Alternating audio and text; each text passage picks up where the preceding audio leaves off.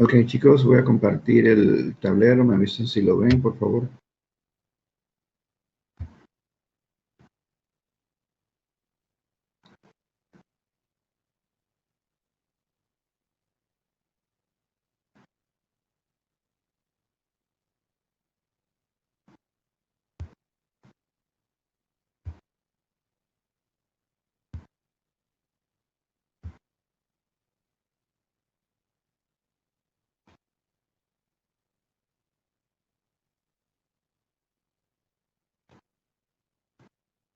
Ok, pueden verlo. Sí, sí se ve. Ok, bien. Yo les puse la primera asignación el día jueves de la semana pasada, ¿cierto? Sí. Bueno, el documento creo que estaba en inglés, me parece. Realmente debe haber sido uno en español, pero la versión en español es esencialmente la misma que en inglés, ¿no? Entonces, hay algunos de ustedes que me han hecho algunas preguntas. ¿Cómo les fue con la tarea? Esa era para Eh, entregar hoy, ¿no? sí. Una pregunta acerca de la entrega. Usted había dicho que nos iba a proporcionar un correo para enviarle las asignaciones. Sí, es correcto. Eh, es que no Pero sabía. por ahora las envían al correo mío de UTP. Ah, listo. Ujú. Y acerca de la tarea, al menos por mi parte, sentí que sí pude resolverlos, pero había algunas dudas que tenía y no pienso que lo hice perfectamente. Pero eh, con lo que vimos en la clase sí pude avanzar un poco y resolví los problemas. No diría que estoy 100% seguro de todo lo que hice, pero sí pude. ¿Dudas como cuáles, por ejemplo? En el primer problema, Eh, lo tienen a mano. sí. El primer problema, yo no sabía realmente si los círculos eran como poleas o eran engranajes. Son Eh, discos, ¿no? sí, discos. Discos que están en contacto. Esas fuerzas de contacto se tenían que tomar en cuenta. Sí, señor. Ok. ¿Alguien hizo algo diferente?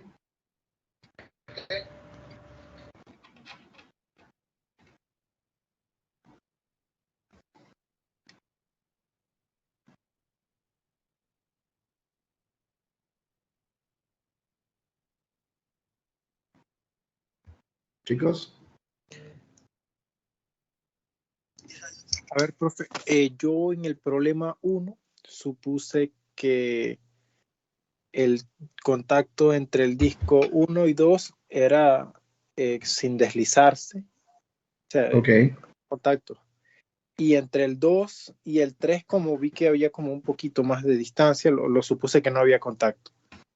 Y intenté hacerlo de 2 grados de libertad. Y sé que me equivoqué en la parte de el resorte porque no entendí correctamente cómo era la relación esa entre el, el, el resorte que unía los que veía en contacto, el 1 y el 2. Allí me enredé en esa parte.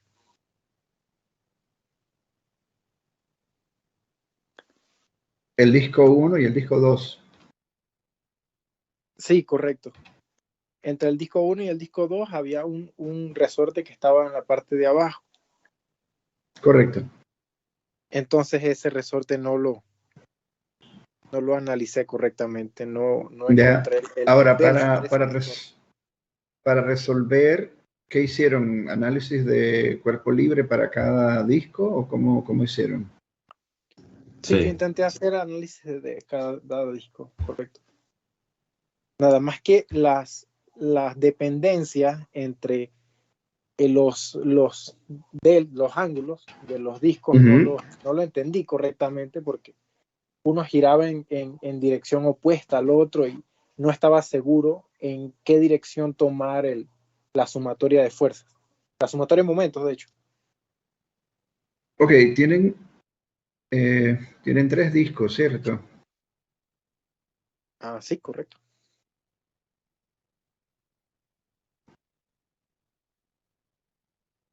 Entonces, bueno, en este caso, en primer lugar, eh,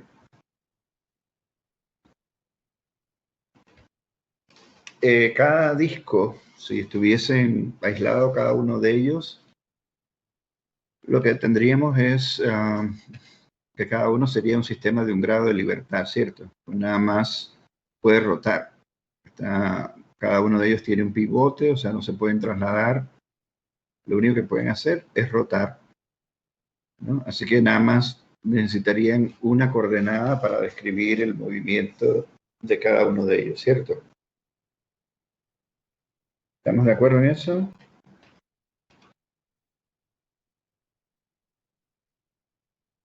sí. Sí, por mi parte yo estoy de acuerdo, correcto. Sí. Entonces, bueno, lo que queda es hacer el diagrama de cuerpo libre de cada uno de ellos, ¿no? Entonces, ustedes van a tener, por ejemplo, la acción del peso. Bueno, este es M1, creo que era, ¿verdad? O sea que van a tener M1G. Van a tener también unas reacciones en el pivote. Van a tener una reacción vertical y una reacción horizontal. ¿De acuerdo? ¿Qué más? Bueno, tienen un resorte. Creo que es el resorte 1, ¿no? Luego también tienen um,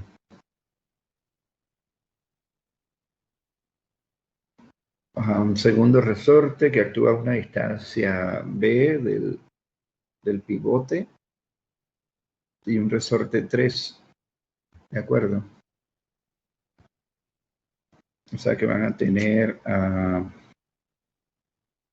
una distancia aquí B desde el pivote, un resorte también. Así que ese resorte va a ejercer una fuerza FK2, creo que es este. Y también hay un resorte entonces en la parte inferior que está acoplado con el disco 2, ¿cierto? Que sería FK3, ¿sí? Esas serían las fuerzas debidas a los resortes, el peso, las reacciones, y luego van a tener una fuerza de contacto, ¿no? Entre el disco 1 y el 2, y en general esa fuerza de contacto va a tener una componente tangencial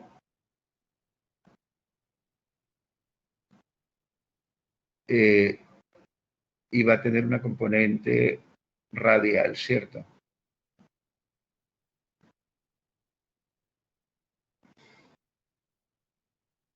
¿Sí? Esta es del disco 2 sobre el 1, esto es 2 sobre el 1. ¿Estamos de acuerdo hasta ahí?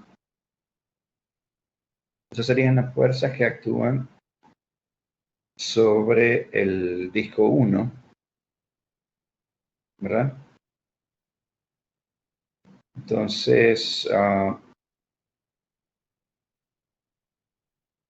Bueno, aquí vamos a definir nosotros una coordenada para el movimiento de este disco, ¿no? O sea, y para eso, como es movimiento de rotación, lo único que necesitamos es definir una línea de referencia y la dirección positiva del ángulo, ¿cierto? O sea que nosotros podemos,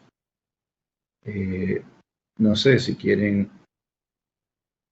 ponemos la referencia aquí y decimos, bueno, ok, la dirección positiva para el ángulo va a ser θ 1 en el sentido del reloj, ¿cierto?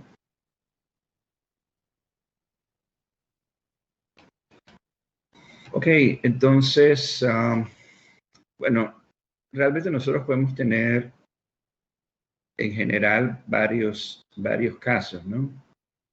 En cuanto al contacto. Uno de ellos es, por ejemplo, sin deslizamiento.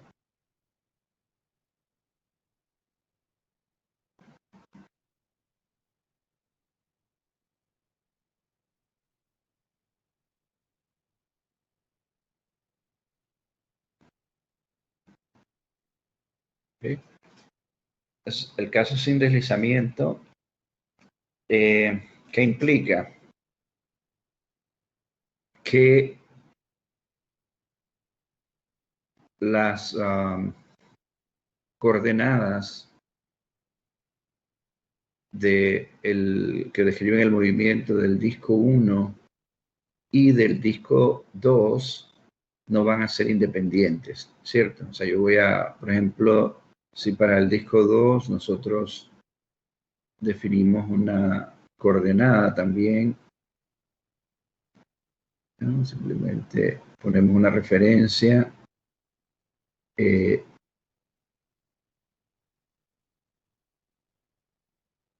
y definimos el ángulo, ¿cierto? θ2. Entonces, si es sin deslizamiento, vamos a tener una ecuación de restricción.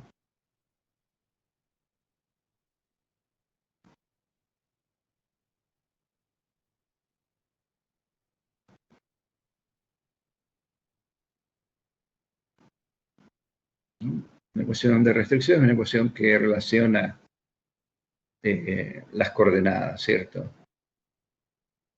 En este caso de manera geométrica. O sea que lo que vamos a tener entonces, por ejemplo, es que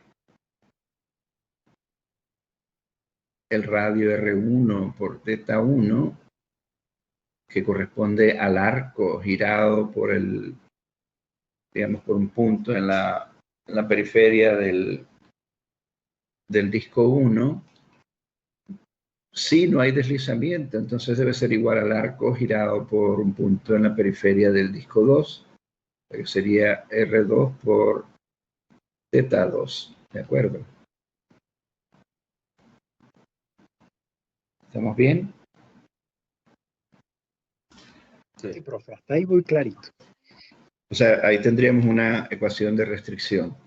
Si entre el 2 y el 3, que se supone que era la intención, el espacio ese que se ve en el dibujo, bueno, eso es un problema más de dibujo que otra cosa. Pero igual, o sea, tendríamos, si es sin deslizamiento, entonces lo que nosotros tendríamos que hacer es definir también una coordenada para el disco 3, ¿verdad? O sea, ponemos una línea de referencia y tendríamos entonces un ángulo θ3 y entonces entre el disco 2 y el 3 tendríamos otra ecuación de restricción que sería R2 por θ2 es igual a R3 por θ3, ¿ya? O sea que tendríamos dos ecuaciones de restricción. ¿Ya? Entonces, si nosotros hemos definido tres coordenadas, θ1, θ2 y θ3, y tenemos dos ecuaciones de restricción, ¿de cuántos grados de libertad es el problema?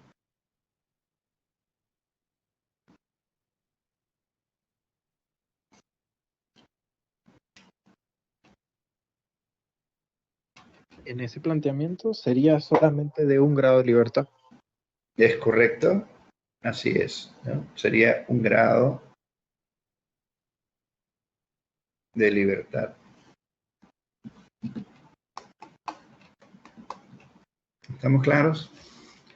Ahora, ¿qué sucede? Si nosotros ponemos deslizamiento, entonces, claro, la historia cambia.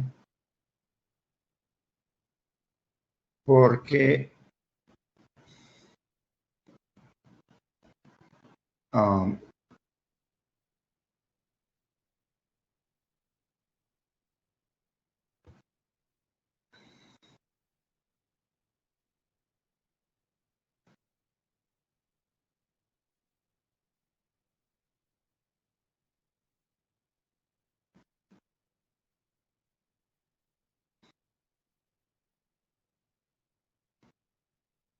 ¿okay? Con un deslizamiento, entonces, bueno, igual va a existir una fuerza tangencial y una componente radial en general.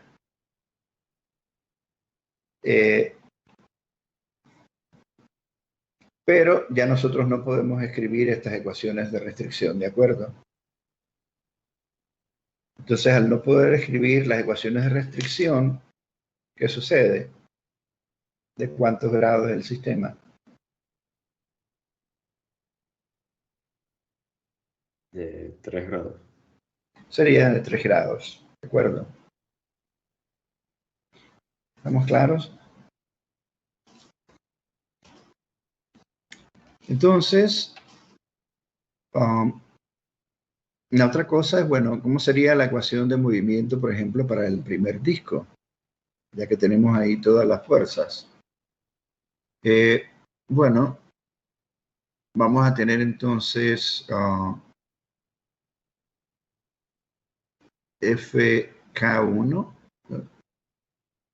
por, vamos a escribir una ecuación de sumatoria de momentos, ¿no? Porque vamos a analizar movimiento de rotación. Entonces tendríamos FK1 por el radio 1. Vamos a tener entonces menos también FK3 por el radio 1 también. Vamos a tener más FK2 por B, que es la distancia que hay entre el pivote y el punto donde está actuando la fuerza FK2. ¿Qué más? Vamos a tener menos la fuerza tangencial 2,1 por R1 también. Y las otras fuerzas, en este caso estamos haciendo momentos con respecto al pivote. Los momentos de las otras fuerzas son cero, ¿cierto? Porque el peso pasa por el pivote, las reacciones están en el pivote y la fuerza radial que ejerce el disco 2 sobre el disco 1 es en dirección del centro del disco 1, así que el momento en ese punto es cero debido a esa fuerza, ¿no? Así que estas serían todas las fuerzas que actúan sobre el disco 1 y esto entonces va a ser igual al momento de inercia del disco con respecto al punto de pivote por su velocidad angular, que sería θ1, por su aceleración angular, quiero decir, que sería θ1, 2 puntos, ¿cierto?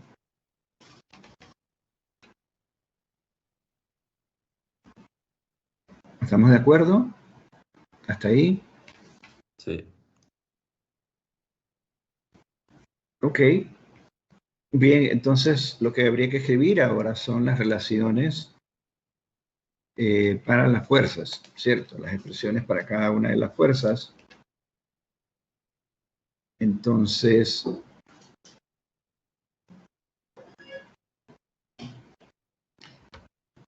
en ese caso, eh,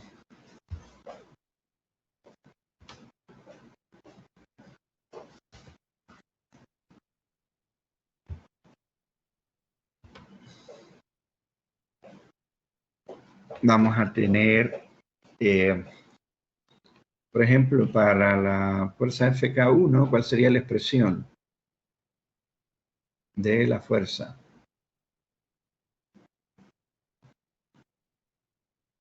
¿Cómo la escribiríamos?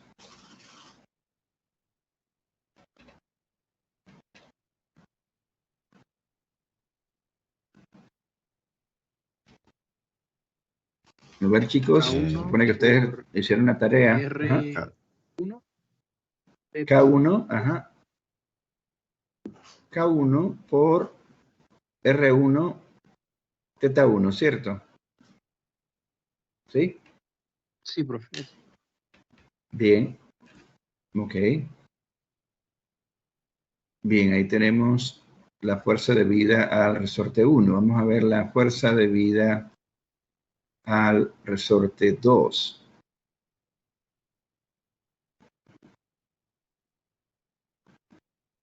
En esta parte es la que me equivoqué. Entonces, vamos a tener ahora eh,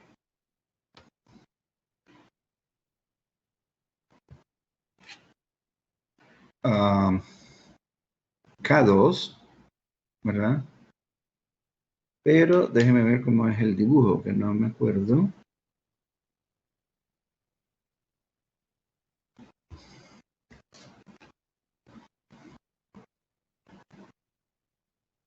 Ok, entonces vamos a tener a R3 por teta 3, ¿verdad? Menos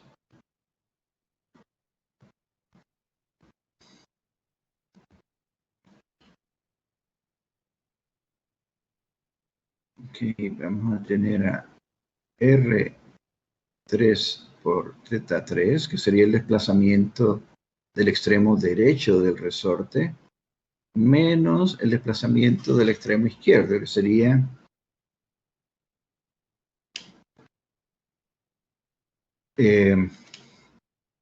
B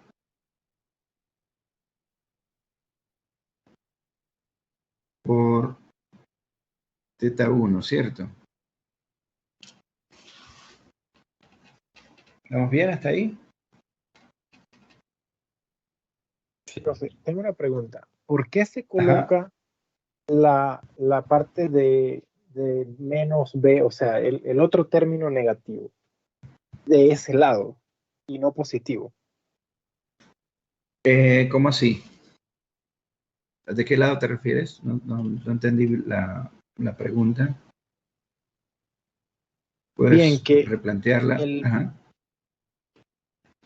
entiendo que Sí, es una adelante. diferencia, pero eh, no entiendo por qué se tiene que poner, o si es que es convención o qué, poner el menos B, o sea, la parte inicial, no sé si se puede llamar así, Ajá. del disco 1 negativa y la del otro positiva. O sea, se podría poner al revés. Eh, bueno, sí. Lo que pasa es que, a ver, vamos a ver. Tienes que ver qué es lo que estás tratando de describir, ¿no? O sea, tú estás tratando de describir la deformación del resorte, ¿cierto? Entonces lo que tú dices es, ¿por qué no pongo B teta 1 menos R3 teta 3 o algo así? ¿Es lo que te estoy entendiendo? ¿O cómo? Sí, Perdón, no te escuché. sí, correcto. Eso. Ya, ok. ¿Qué? Bueno, ¿Por qué? vamos a hacer un dibujo aparte. Y por esto, ok, vamos a ver.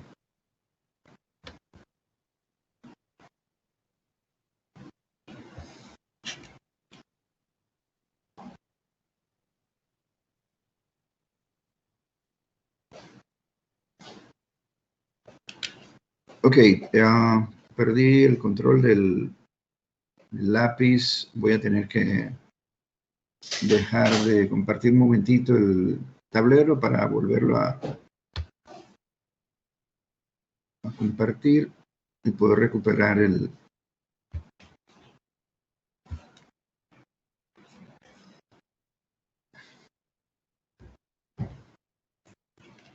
Me avisan cuando ven de nuevo el tablero.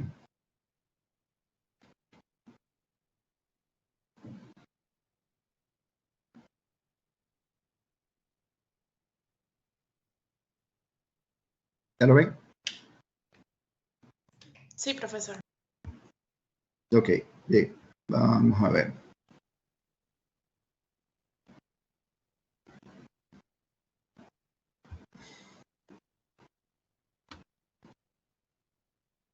Ok, entonces lo que vamos a hacer es un dibujo.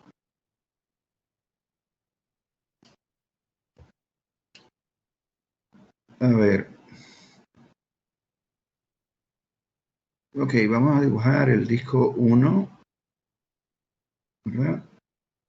Y vamos a dibujar por aquí el disco 3. Bueno, creo que va un poquito más arriba. A ver.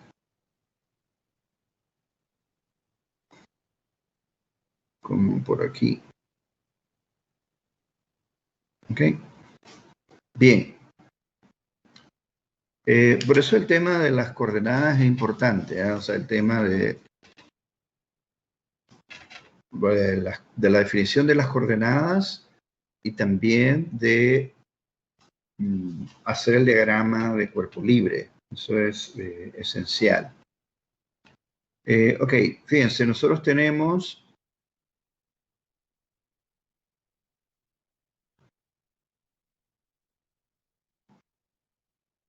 definida teta 1 en este sentido positivo, ¿cierto?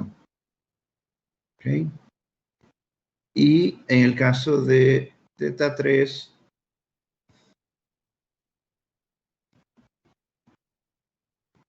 aquí. Ok. Entonces, la fuerza la pusimos en este sentido, ¿okay? Debida al resorte 2.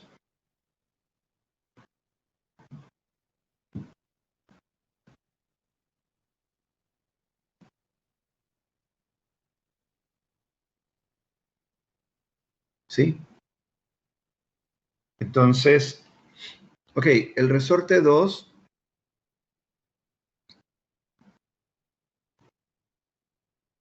tiene sus dos extremos, ¿no? El extremo de la izquierda en el disco 1, el extremo de la derecha en el disco 2.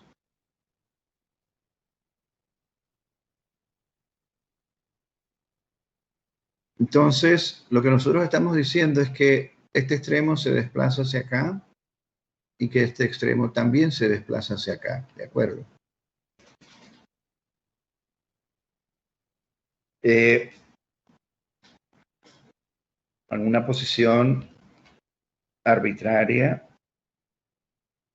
fuera de la condición de equilibrio, ¿no? O sea, lo que asumimos es que nosotros podemos haber desplazado el sistema y lo soltamos y se está moviendo y es como si le sacáramos una foto en un instante cualquiera, o simplemente lo desplazamos y lo mantenemos ahí, ¿no? Pero idealmente uno hace el análisis cuando como en una condición dinámica, ¿no?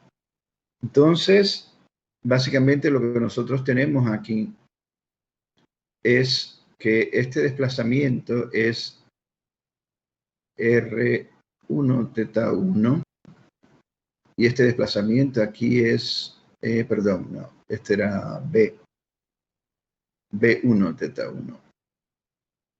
O B, perdón, no tiene su índice, simplemente B por teta 1. Y este es R3 por teta 3. ¿De acuerdo? Entonces, bien, lo que nosotros estamos planteando es lo siguiente. Es claro que la deformación es la diferencia, ¿cierto? ¿Sí? O sea, si yo tomo, por ejemplo, R3 teta 3 menos B teta 1, entonces esto me va a dar la deformación del resorte, ¿cierto?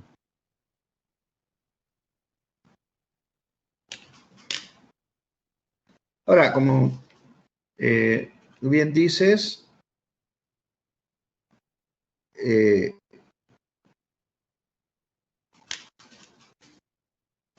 no, vamos a suponer que no sabes los valores o no sabes en qué dirección se mueve, lo que sea. Igual tú puedes verificar la expresión para FK2, ¿no? Por ejemplo, nosotros hemos escrito ahí que FK2 es K2 por R3 teta 3 menos B teta 1, ¿de acuerdo?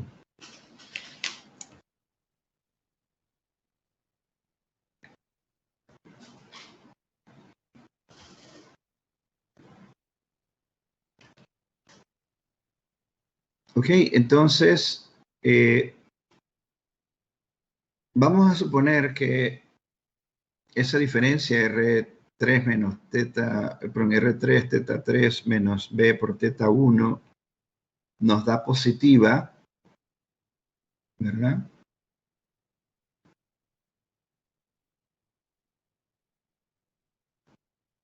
O sea, de que el producto R3 es mayor que el producto, perdón, R3 por teta 3 es mayor que el producto de B por teta 1. Entonces eso nos daría un valor para FK2 positivo, ¿de acuerdo? ¿Sí? O sea, si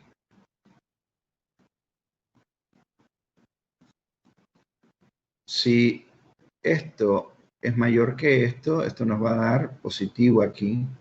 K es siempre positivo, por lo tanto nos daría positivo para el valor de FK2. Y eso debería significar entonces que la fuerza estaría en o sea, la dirección de la fuerza que nosotros asumimos es la correcta si esa situación se da. Ahora, lo podemos verificar. O sea, si teta 3 por R3 es mayor que B1 teta 1, ¿qué significa? Que el resorte se estiró, ¿cierto? La pregunta es, si el resorte se estira, la dirección que asumimos para la fuerza FK2 ¿es la correcta o no?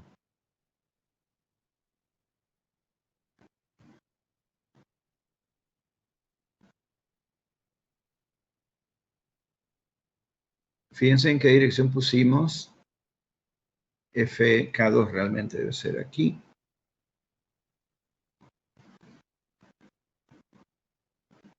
Debe ser FK2. Ajá. O sea, esa dirección que nosotros le pusimos a FK2 coincide con la física de lo que estamos planteando o no.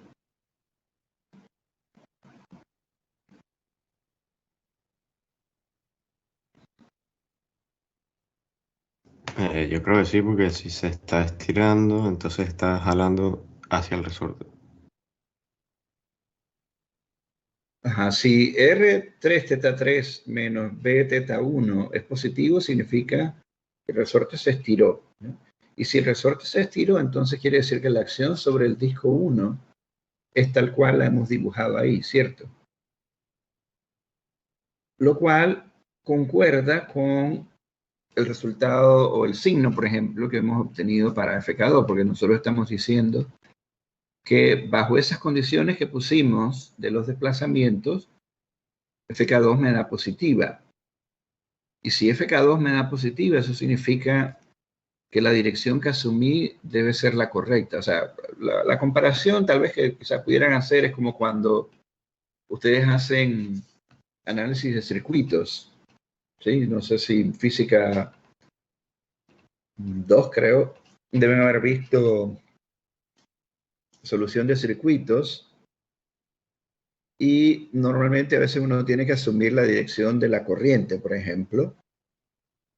Y cuando resuelves, si el valor de la corriente te dio negativa, lo que significa es que la dirección que se asumió para la corriente en el circuito es incorrecta, ¿cierto?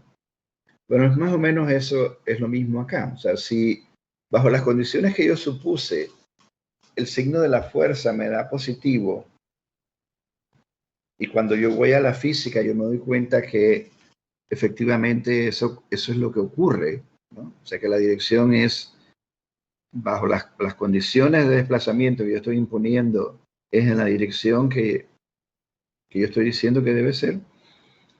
Entonces, la expresión para FK2 es correcta, ¿ya? Si no, entonces tendría que llevar un signo menos. ¿De acuerdo?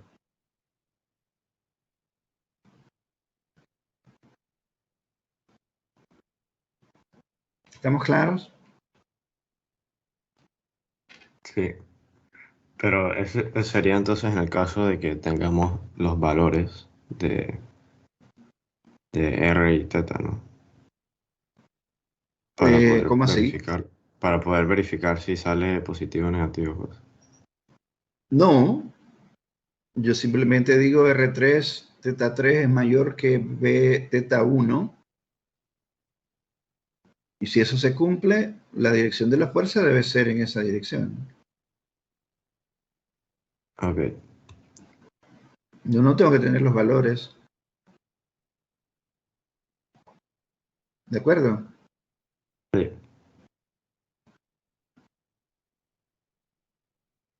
O sea, los valores me permitirían obtener el número, pero el signo yo puedo determinarlo. O sea, yo lo que estoy diciendo es, si RT teta 3 es mayor que B1 teta 1, esto es lo que debería ocurrir, ¿ya? Y entonces voy allá al diagrama y verifico si efectivamente eso es lo que ocurriría. Si eso es así, entonces la expresión para FK2 en este caso, por ejemplo, estaría bien, ¿no? ¿Estamos claros? sí. El asunto que yo tengo aquí con este problema es que, ¿por qué? O sea, nosotros estamos asumiendo que el resorte es como si fuera una barra, algo rígido, y en el mismo dibujito aquí se ve que B teta 1 va en la misma dirección que R3 teta 3. O sea, esa parte No del entendí análisis, eso. cuando se hace el dibujo del resorte, el K2, se debe asumir Espérate, ¿de cuál me estás hablando? Del resorte 2. Ajá. del resorte 2 que también tienen verde, del dibujo del resorte que tienen verde. Ajá. Esa B teta 1 y R3 teta Ajá. 3, las flechitas apuntan ambas en la misma dirección. Eso lo ¿Cuál tengo que fechita? suponer. Espérate, ¿de cuál fechita estás hablando? Esa es la parte que no sigo. Ok, en la que sería la dirección del desplazamiento del resorte R2. O sea, se tomaría como que el resorte fuera rígido en ese momento y después se le aplica la deformación. R2. A ver. R3, teta 3.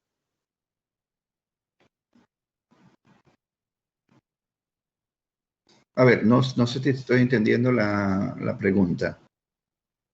No sé si puedes replantearla, porque no sé exactamente qué quieres decir. Que me dices una flechita, lo que no sé de cuál flechita me hablas.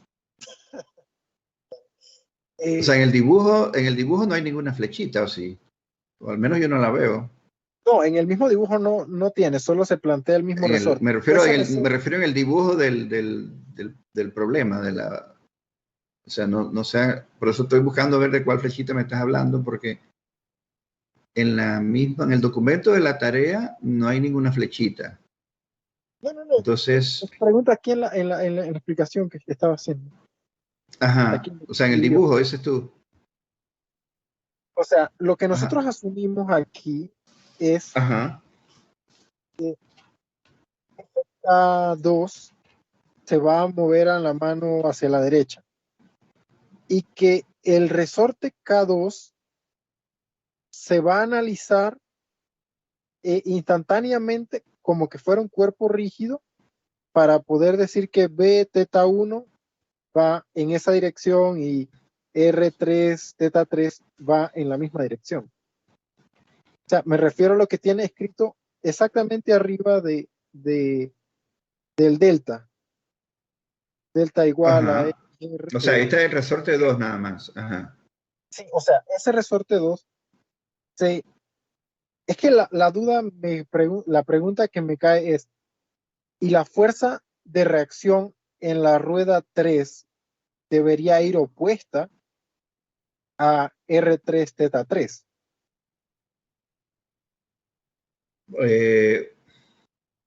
La fuerza de reacción. Ok, espérate. ¿De cuál de los cuerpos estás hablando? Estamos hablando ahora mismo del disco 1, ¿cierto? O sea, la fuerza FK2 la estamos viendo como la fuerza que actúa sobre el disco 1. No estamos viendo el disco 3 en términos de fuerzas. Con el disco 3 lo único que hicimos fue ver cómo se desplaza el extremo del resorte. ¿De acuerdo? La pregunta sería, el desplazamiento de ese resorte, no hablo de la deformación del resorte, cuando lo analizo, lo debiera analizar como si fuera un cuerpo rígido y luego le aplico la deformación. Pero ¿por qué es un cuerpo rígido? El resorte, o sea, las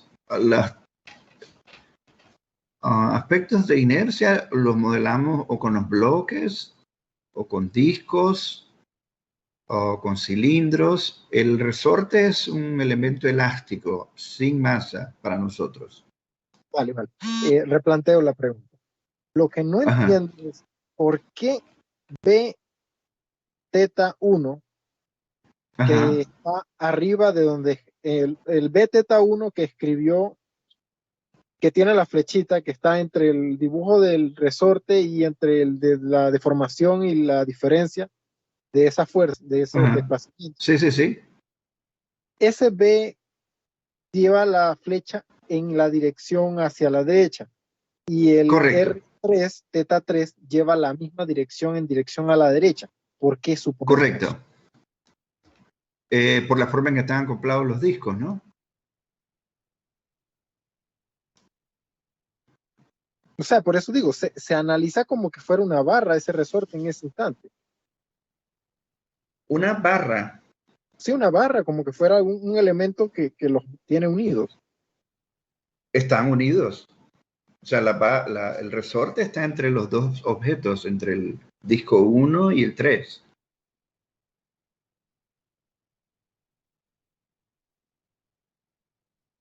O sea, eso no es, ¿cómo se llama? O sea, en el diagrama está claro que ellos están unidos. O sea, el resorte 2 está unido tanto al disco 1 como al 3. ¿De acuerdo? Vale. O sea que no sé exactamente qué es lo que te confunde.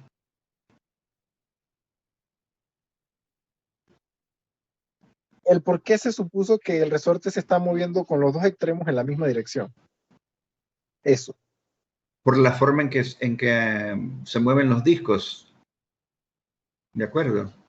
O sea, si tú rotas el disco 1 en el sentido del reloj, está acoplado al disco 2, el disco 2 va a rotar en el sentido opuesto al sentido del reloj, ¿cierto?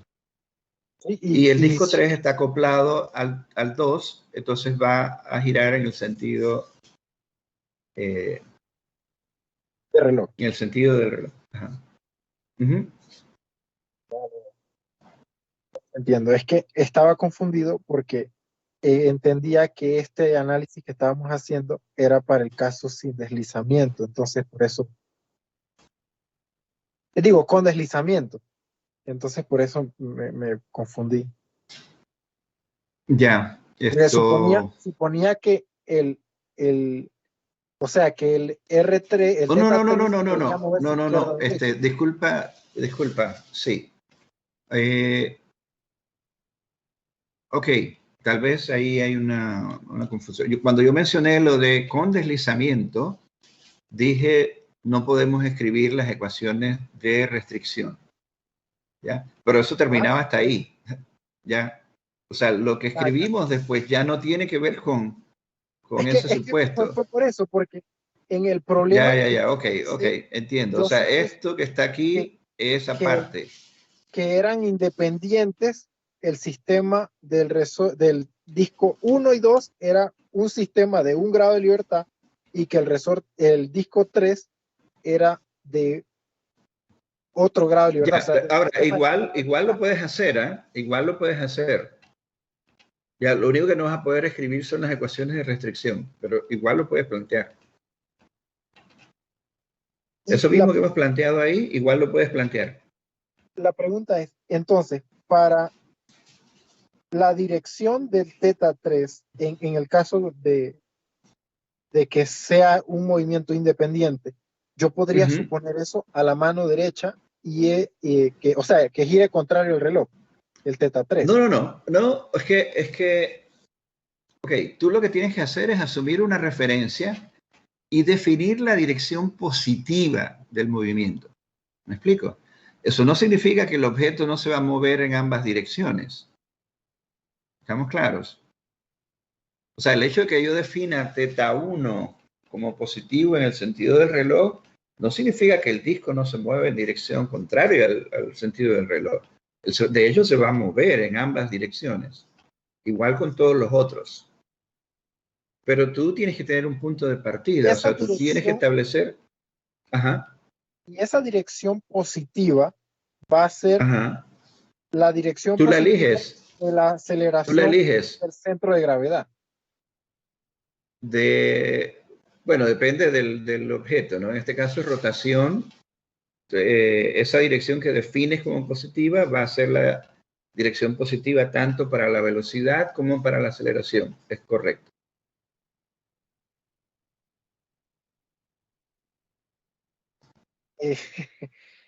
Eh, sí entiendo, pero ¿Me explico? sí entiendo, pero me quedan dudas sobre el plantear los marcos de referencia de un sistema. Porque, o sea, la matemática se puede realizar, pero el plantearla, las No, direcciones, siempre la puedes hacer. O sea, tú lo puedes plantear, como te digo, como quieras. Al final es un tema de ser consistente, ¿ya? Porque entonces, dependiendo de qué defines como positivo o negativo, o sea, de acuerdo a tus direcciones, entonces asimismo tienen que ir las ecuaciones y asimismo tienes que verificar las expresiones para todas las fuerzas.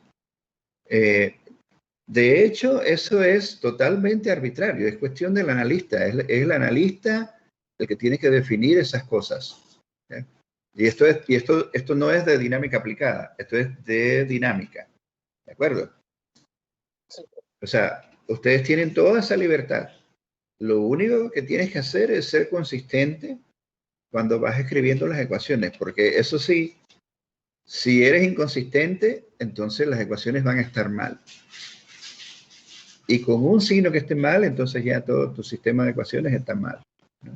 Entonces, por eso es importante el ser un poco cuidadoso cuando vas eligiendo las referencias, cuando vas eligiendo las direcciones positivas para tus coordenadas, porque si no, entonces se te puede complicar el asunto cuando vas planteando las ecuaciones. Aunque, de hecho, si lo haces como se debe, no debe haber ningún problema. O sea, debes poder hacerlo. O sea, tú puedes elegir la dirección como quieras. Por ejemplo, yo puse la dirección en el sentido del reloj para θ1 como positiva. Alguien de ustedes puede elegir la contraria. No hay ningún problema. Es más, de hecho, a pesar de que los discos estén, ¿cómo se llama? Acoplados, tú podrías haber puesto ambas coordenadas en el mismo sentido positiva. No sé si me explico. O sea, tú puedes hacer, por Aquí ejemplo... hago la pregunta en ese caso. Ok, por ejemplo... Contacto sin deslizamiento. Disco 1, disco 2. Yo puedo suponer que θ1 va en sentido de reloj y θ2 también va en sentido de reloj, en el sentido de la aceleración. Con deslizamiento o sin deslizamiento lo puedes hacer. Con deslizamiento o sin deslizamiento lo puedes hacer.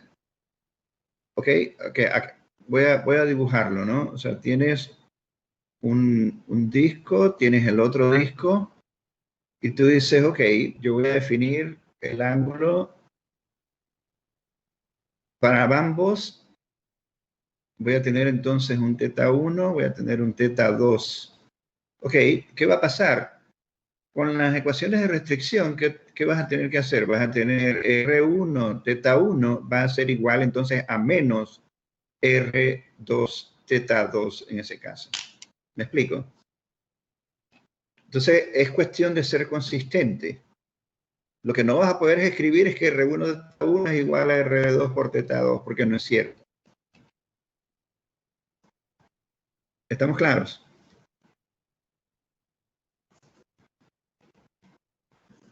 Vale. Sí, claro. O sea que aún existiendo la restricción, tú puedes hacerlo. Tú puedes ponerle el mismo. Pero en las ecuaciones de expresiones para las fuerzas, igual vas a tener que tomar en cuenta el signo de los desplazamientos para poder escribir la ecuación y que sea consistente. ¿De acuerdo? O sea, ahí es donde está el detalle. Por eso te digo, y esto, como te digo, no es un tema de dinámica aplicada, es un tema de dinámica. Es una cuestión que ustedes debieron haber aprendido a manejar en su curso básico de dinámica, es que ustedes tienen toda esa libertad. Ese es el gran problema con dinámica. El analista tiene toda la libertad de elegir, pero esa libertad puede tener un precio alto. ¿Me explico? Pero el analista escoge, y en general es así, no solo en dinámica, o sea, en muchos otros cursos ustedes generalmente tienen toda esa libertad, pero hay que ser consistentes. Ahí es donde está el clavo, el meollo del asunto, ¿no? Pregunta respecto a esta suposición de que los dos ángulos vayan a la misma dirección. Cuando se haga la ecuación de movimiento del disco del θ1 y el disco del θ2, yo tengo que ser consistente con esto y decir que la aceleración angular del disco va en dirección del sentido de reloj para el disco 1 y el disco 2. Correcto. Y las fuerzas entonces que vayan a favor, pero no, las fuerzas que generen momentos que van en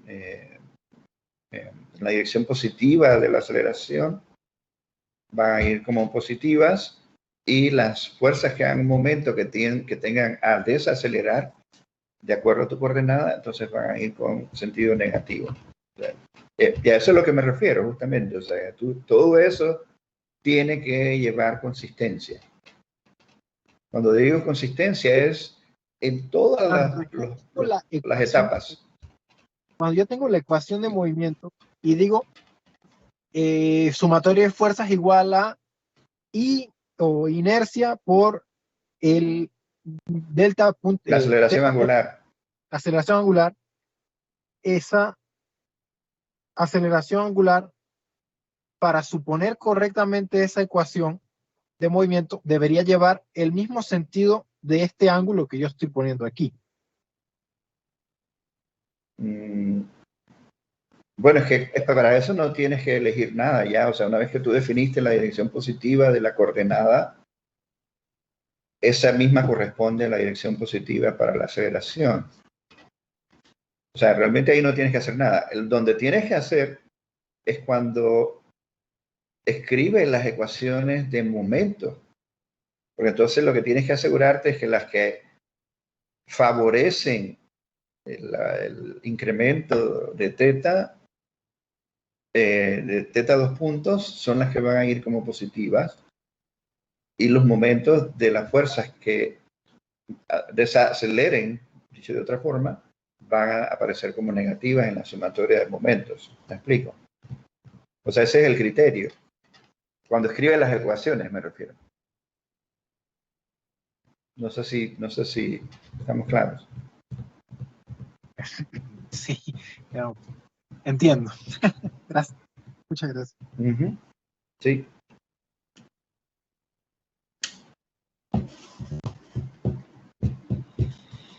Ok, no sé si tiene alguien más alguna pregunta.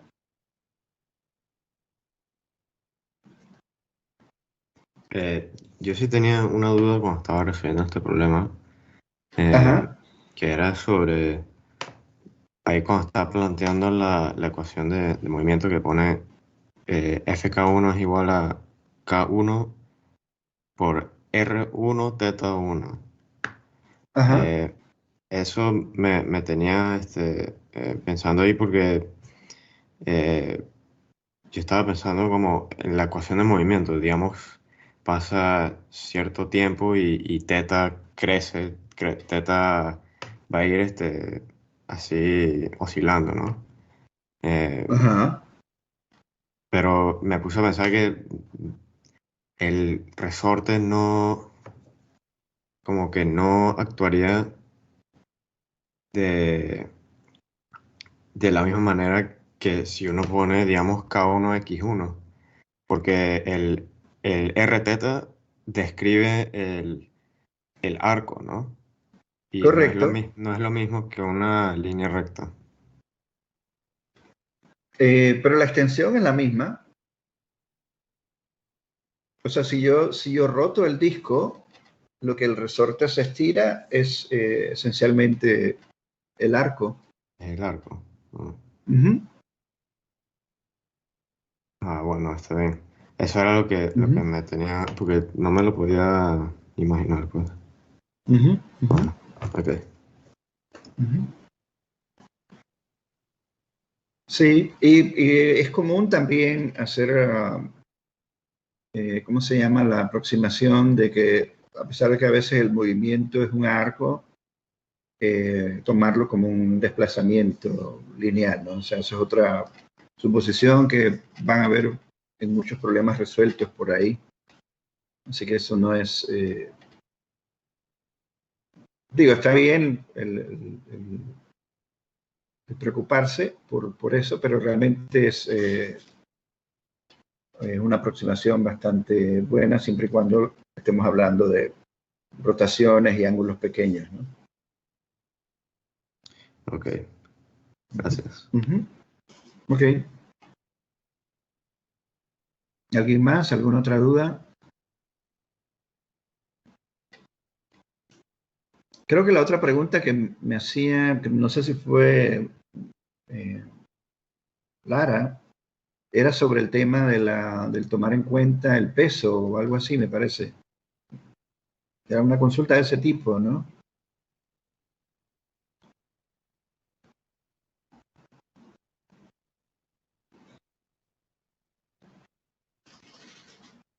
Como de que por qué en algunos problemas se tomaba en cuenta el peso y en otros no, o algo similar. O sea, realmente el peso tienen que tomarlo en cuenta siempre. Lo que tienen que tener cuidado es no tomarlo en cuenta 2 veces, ¿no? Y el detalle es el siguiente, o sea, lo que pasa es que cuando ustedes tienen, por ejemplo, vamos a poner un caso en donde tienen inicialmente un resorte, vamos a suponer el resorte llega hasta ahí, y vamos a suponer que de pronto a alguien se le ocurre poner aquí un sistema de coordenadas, ¿no? Vamos a llamarlo Y.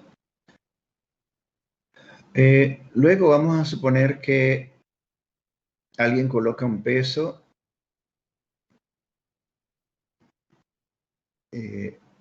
amarrado al resorte y claro, lógicamente entonces lo que va a ocurrir es que el resorte se va a elongar, vamos a suponer que eso llega a equilibrio aquí, ¿no? O sea que hay una distancia aquí que usualmente se le llama el desplazamiento estático, ¿no? Y lógicamente ese desplazamiento estático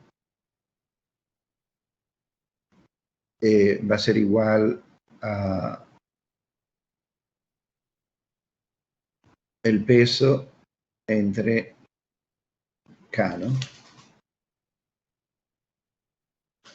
O sea, esa es la distancia que se tiene que deformar el resorte para generar la fuerza suficiente para balancear el peso del objeto, ¿no? Entonces, ¿qué pasa si nosotros, por ejemplo, ahora de pronto decimos, bueno, ok, yo voy a perturbar el sistema, lo voy a sacar de equilibrio, ¿verdad?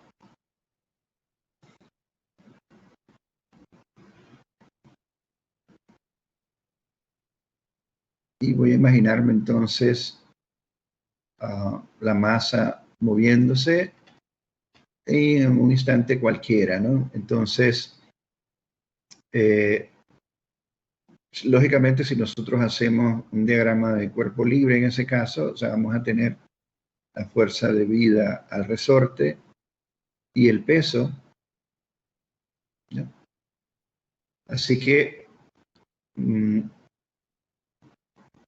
si nosotros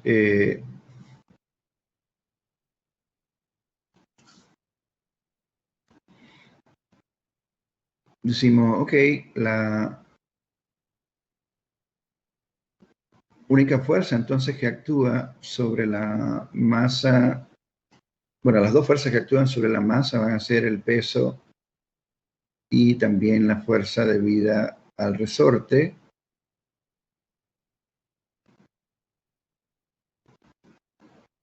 Esto debe ser igual a la masa por la aceleración de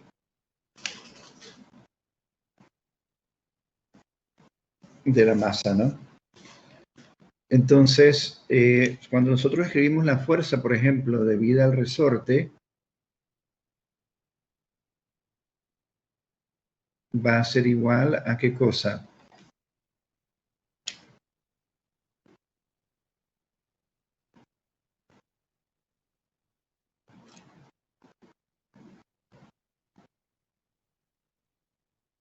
A K por la deformación del resorte.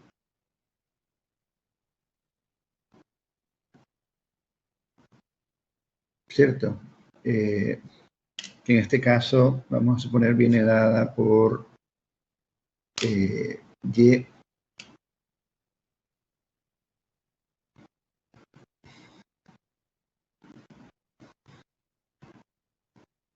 ¿De acuerdo? Ahora, ¿qué pasa si nosotros, por ejemplo, decidimos usar un segundo sistema de coordenadas que está definido justamente a la altura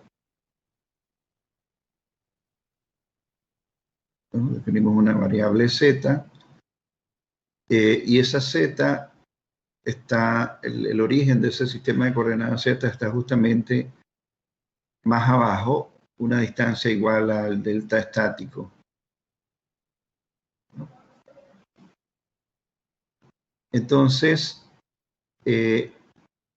nosotros podríamos escribir, por ejemplo, que la coordenada y es igual a la coordenada z más el desplazamiento estático, ¿cierto?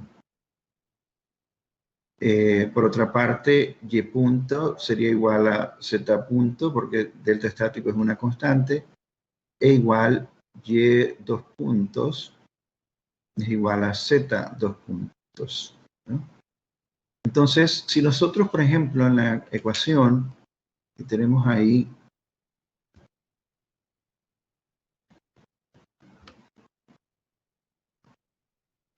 reemplazamos, ¿no?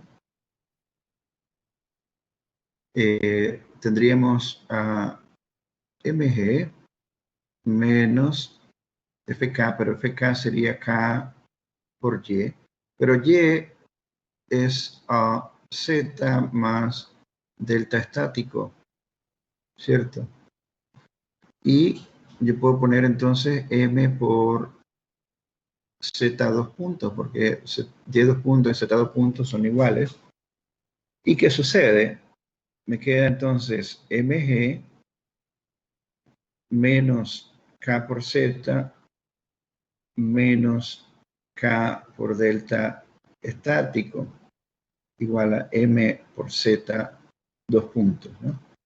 Entonces, ¿qué sucede? Que k por delta estático es justamente igual a mg, así que esto se cancela, ¿de acuerdo?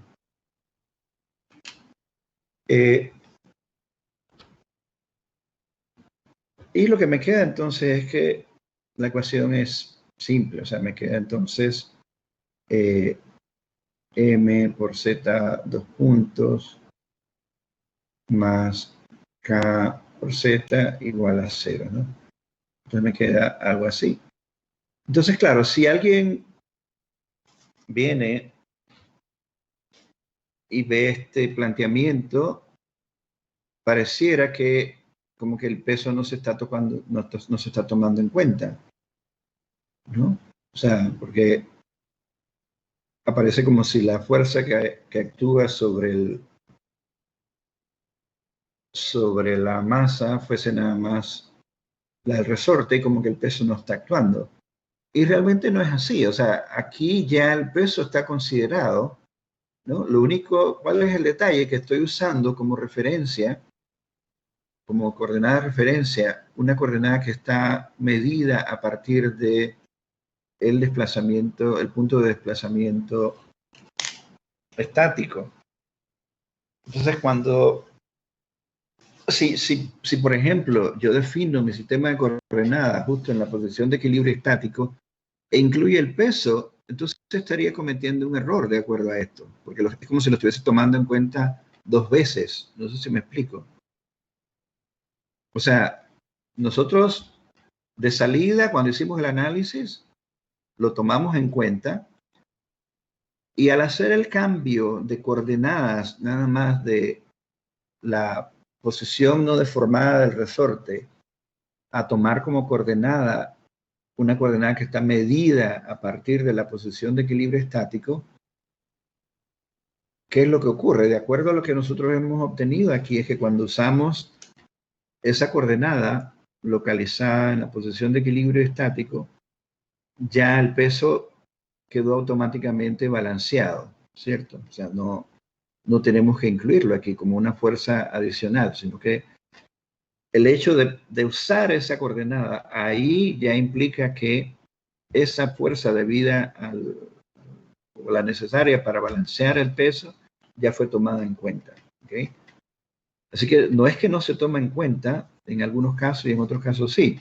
O sea, el punto es en qué coordenada estoy usando. Si estoy usando la coordenada de posición medida a partir de la posición de equilibrio estático, entonces sería un error incluir como fuerza adicional aquí el peso, ¿no? Porque sería como si lo estuviésemos tomando en cuenta 2 veces. ¿Estamos claros?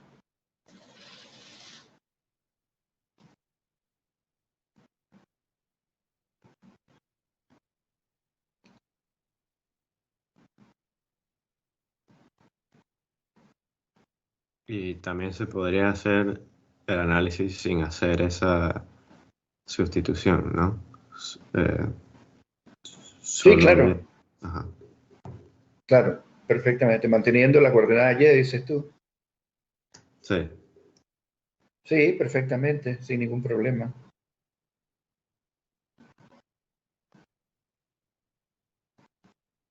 Así es. Porque al final lo que ocurre es que en la respuesta lo único que vas a tener es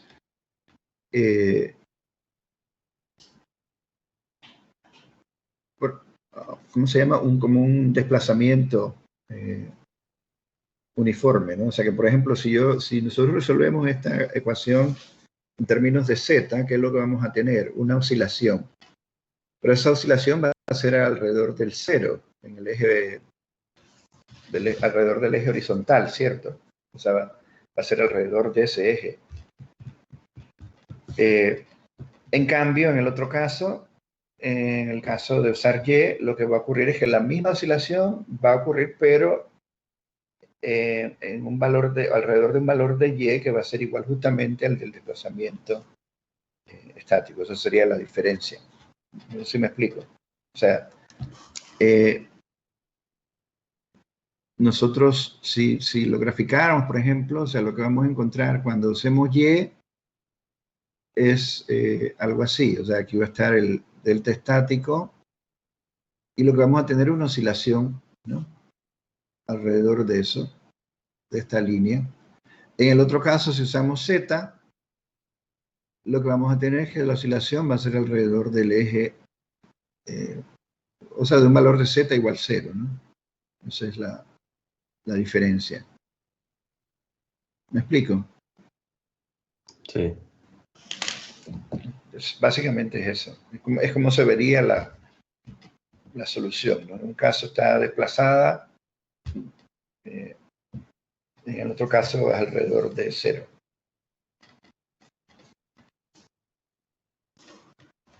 ¿Sí? Entonces, por ejemplo, este es un caso en donde que ustedes podrían aplicar, por ejemplo, en el segundo problema, ¿cierto?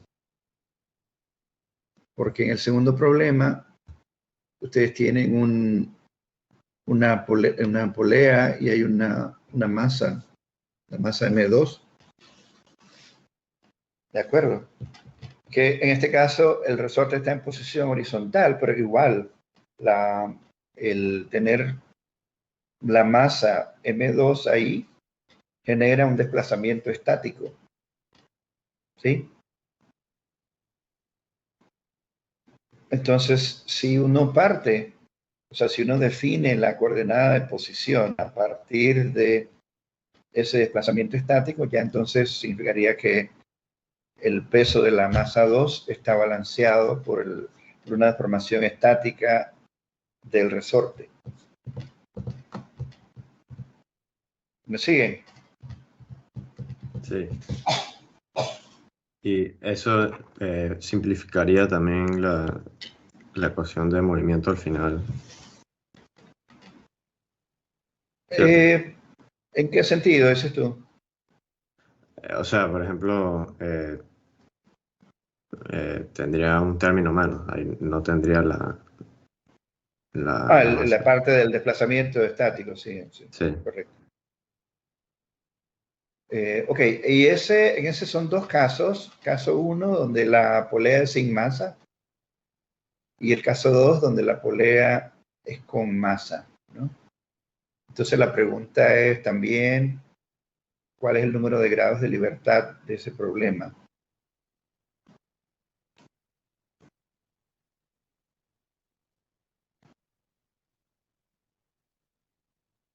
¿Y cuál sería la diferencia, por ejemplo, entre los dos casos? O sea, ¿Qué añade en términos de complicación o no el hecho de que la polea tenga masa?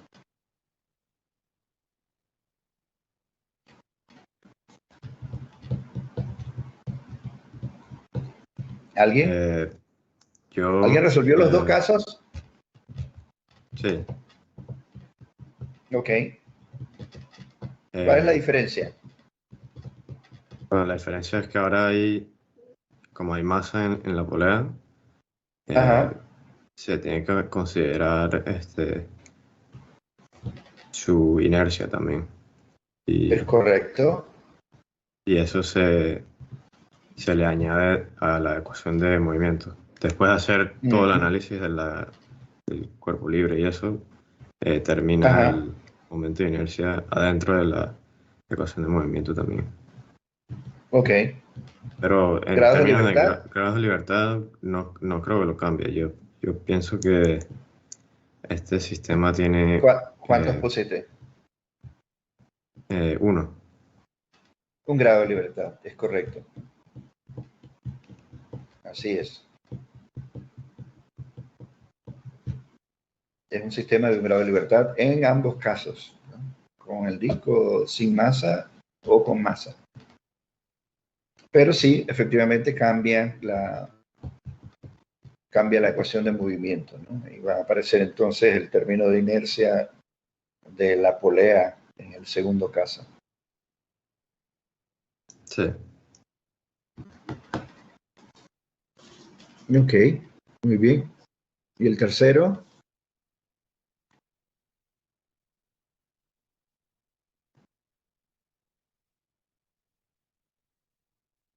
En el tercero, no sabía exactamente cómo tratar la barra del medio.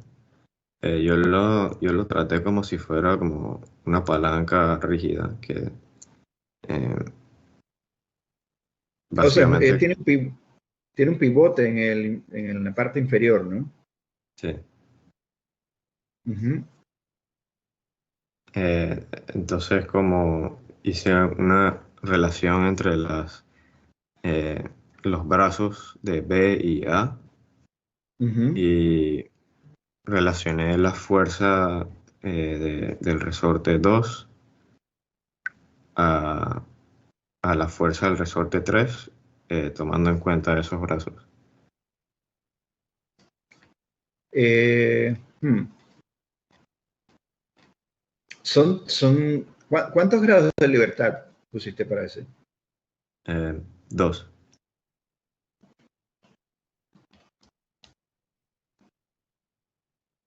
Son tres en realidad, ¿no? O sea, se considera también, Sí, porque ok, no me acuerdo si, déjame ver la versión en inglés, no me acuerdo, no dice nada de la masa de la barra.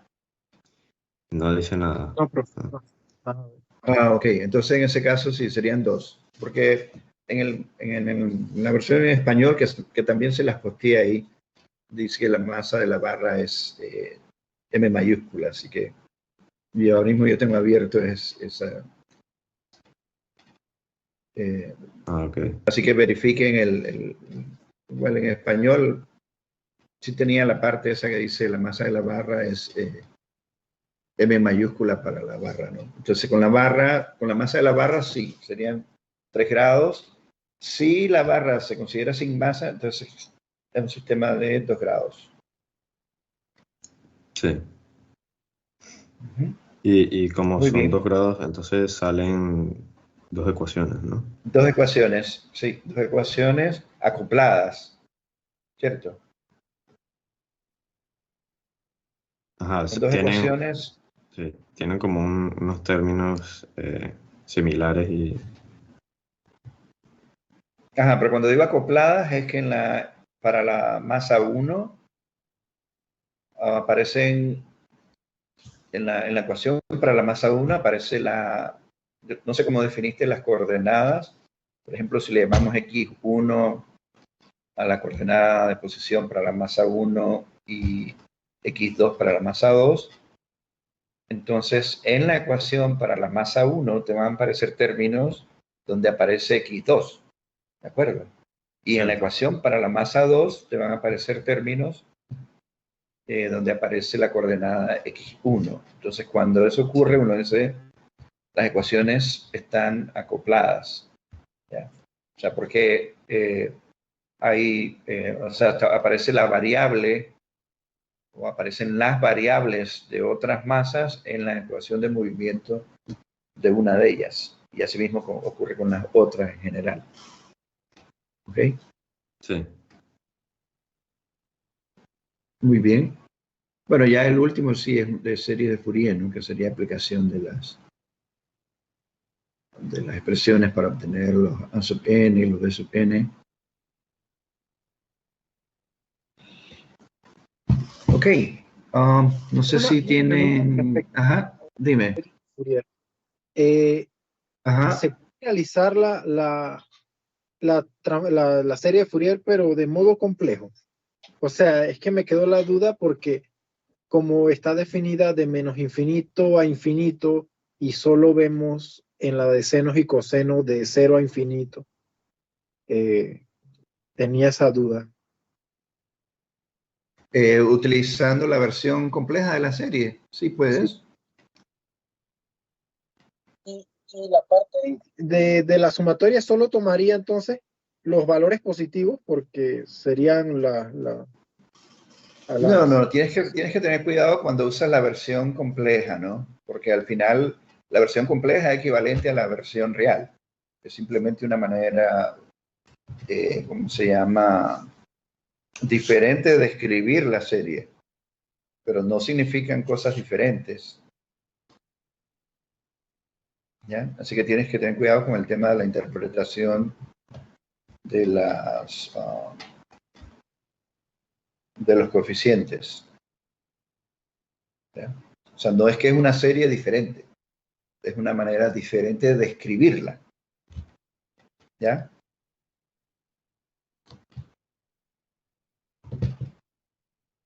Sí, esa era la misma duda, porque Sí. en la Bueno, entonces lo que tienes que tener es cuidado en cómo están relacionados esos coeficientes complejos con los coeficientes los coeficientes en la versión compleja con los coeficientes en la versión real. Hay una relación entre ellos. Entiendo, pero se podría escribir como la sumatoria de menos infinito a infinito para la compleja y sería totalmente equivalente. Lo único que yo tendría que hacer para pasarla a la otra sería pues esa equivalencia que está. Exactamente, así es. Así es. Y una pregunta, ¿es más útil en alguno de los dos casos? ¿Es más propicio a decantarse por uno o la otra? Bueno, yo creo que es un poco cuestión de gustos, no sé. Para efectos yo pienso que en función de que tan cómodo te sientas con una versión o con la otra, ¿no? Más que nada eso. Yo no creo que en términos de lo que vas a tener que resolver para obtener los coeficientes y eso, no creo que vaya a ser mucha la diferencia.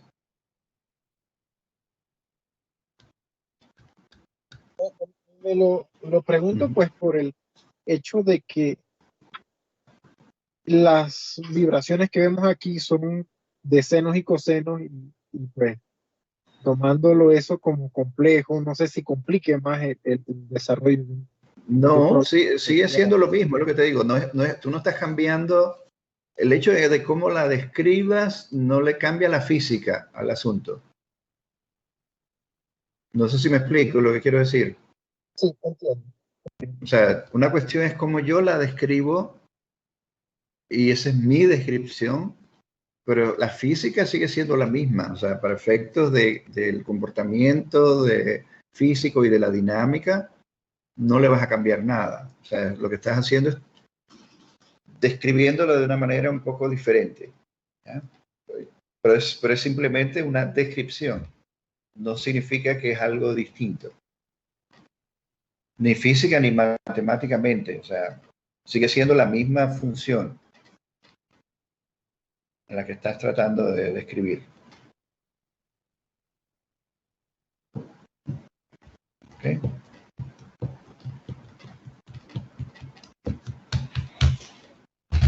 Ok, muy bien, chicos. Nos vemos entonces el día jueves. Continuamos con otro tema. Estén bien.